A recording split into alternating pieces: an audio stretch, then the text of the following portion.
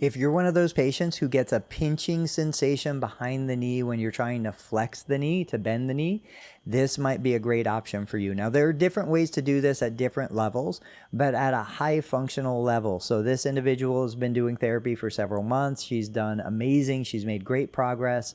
What we're doing is, if she was to be experiencing pinching behind the knee, whether it be soft tissue or the implant pinching the soft tissue, by sliding the knee forward, by sliding the foot on the ground using a typical furniture slider, she's keeping tension through the front of the knee. So the quads are working the whole time.